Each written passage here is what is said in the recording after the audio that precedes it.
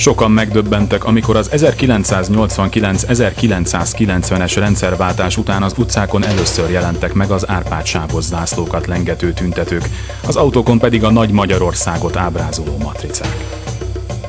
Kiderült, hogy a kommunista diktatúra csak némaságra ítélte az antiszemita, rasszista és irredenta ideológiák híveit. Az Árpád-sávos zászlót 1990 után eleinte mint antikommunista szimbólumot lengették, de hamar feltűntek azok a csoportok is, amelyek tagjai már nyíltan vállalták Adolf Hitler és Szálasi Ferenc történelmi örökségét. A Trianon és a Horthy kultusz ma virágkorát éli, az Árpád-sávos lobogókat automatricákon, zászlókon, pólókon alkalmazzák, s irredenta tüntetéseken buzgón lengetik. A Horthy és a Trianon kultusz egymástól elválaszthatatlan, akik Horthyban nem a népirtó Hitler szövetségesét, hanem országgyarapító nagy hazafit látnak, azok hiszik úgy, hogy a trianoni súlyos igazságtalanság felmentést ad Horthy minden lépésére. Kiállításunk bemutatja, hogy a történelmi ereklyékkel, az Árpád-sávos zászlóval és a Turul madárral egyaránt vissza lehet élni, és ordas eszmék nevében ki lehet sajátítani azokat.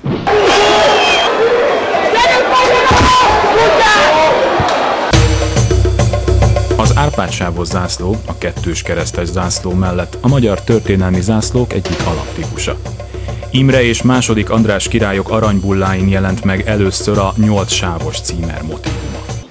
Ezt másolja a magyar szélsőjobb egyik paramilitáris szervezete, a Magyar Gárda, míg más szélsőjobbosok a Szálasi megálmodta 9 vagy éppen 7 sávos zászlót lengetik, Turullal, történelmi Magyarországgal vagy anélkül. A középkori krónikák az Árpád-házi királyokat és csatáikat Árpád-sávos címerekkel és zászlókkal ábrázolták. Különlegességként említhető 4. Kun László Árpád-sávos királyi díszsátra is. Az Anjou-korban is megmaradt ez a motívum a csata jelenetek képeinél. Nagy Lajos szintén ezekkel a szokásos királyi kellékekkel jelenik meg. A 14. századi felvidéki Szepes-Mincenti falfreskókon Árpád-sávos zászlók és kopjarudak láthatók.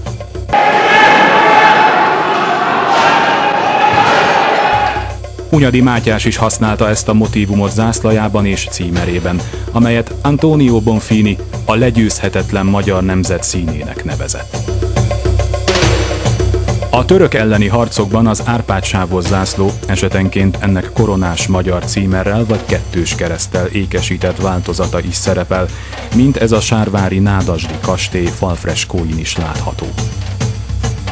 A II. Ferdinánd lábánál ábrázolt Árpád-sáv azt jelképezte, hogy a Habsburg király Szent István jogán ül a magyar trónon.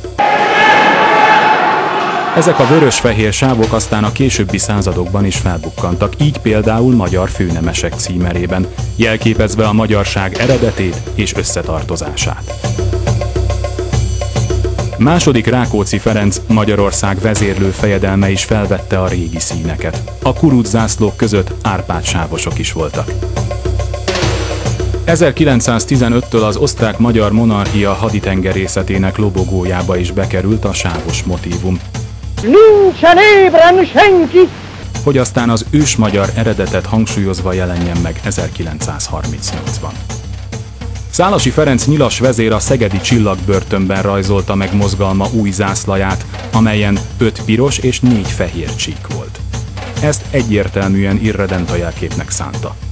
Az 1940-es években nyilas keresztes mozgalma tagjai együtt használták a vörös zászlómezős, fehér körben vagy rombuszban zöld nyilas kereszttel díszített hagyományos zászlójukkal. Ezek a motívumok jelentek meg aztán hasonló formában a rendszerváltás után az utcai tüntetéseken, rendezvényeken, egyre nyíltabban vállalva a két világháború közötti magyar szélsőjobboldal eszmei örökségét. Ősi történelmi ereklyéink közé tartozik a Turul is. Az ősmagyar mondavilág totemállata eltérő jelentéssel ugyan, de mindenkorban a magyar történelem sűrűn használt motívuma volt, hogy aztán napjainkra sokan rettegéssel, mások büszkén tekintsenek rá. A Turul egyik legkorábbi ábrázolása a rakamazi korongon látható. A pogány magyarok vörös és fekete zászlóin Turul szerepelt. A későbbi századokban elhalványult e pogány szimbólum emléke. A milleniumi ünnepségek idején a turul madár már egyértelműen a dicsőséges honfoglalás, a hősiesség egyik kedvelt jelképe volt. A határvidékeken emelt monumentális emlékműveken is látható. Az egyik legjellegzetesebb turul-szobor 1906 óta áll a Budai várban. Katonai jelképként használata természetesnek tekinthető, első világháborús hősi halottak emlékművein, még a Kozma utcai zsidó temetőben is látható. A turul az 1918-as polgári demokratikus Magyar Népköztársaság hadseregjelvényének egyik fő eleme. A Tanácsköztársaság vörös hadseregének néhány csapatjelvényén a turul ötágú vörös csillagot tart.